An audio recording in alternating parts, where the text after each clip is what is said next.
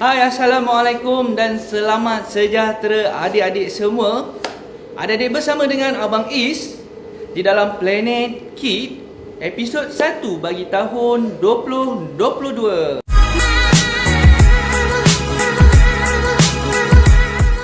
Adik-adik tahu tak apa itu Perseverance Rover?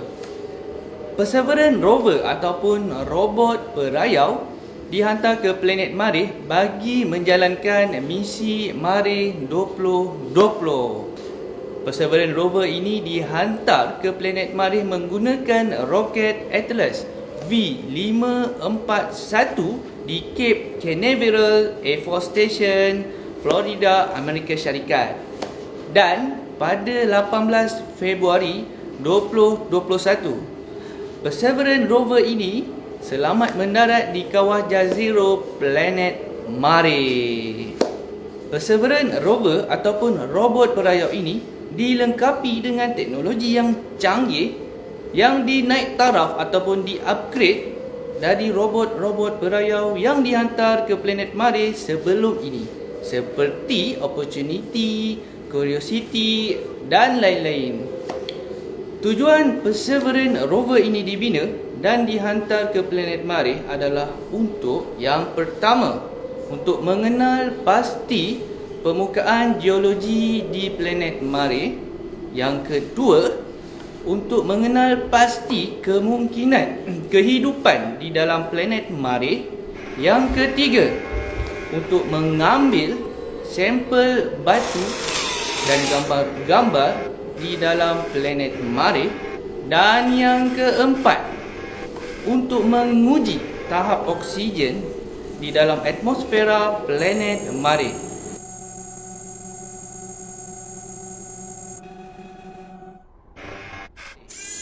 Jadi itulah serba sedikit tentang Perseverance Rover.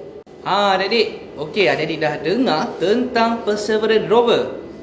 Okey, untuk kali ini kita akan membina replika Perseverance Rover. Okey adik-adik, jom kita tengok apa bahan-bahan yang diperlukan untuk membina replika Perseverance Rover ini. Okey, jom.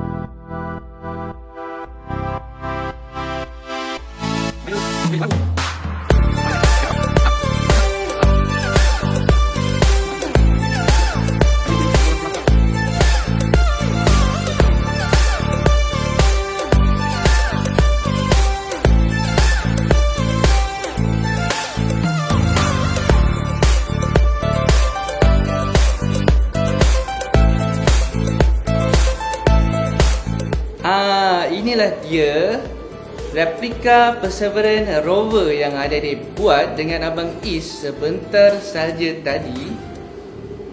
Cantik kan?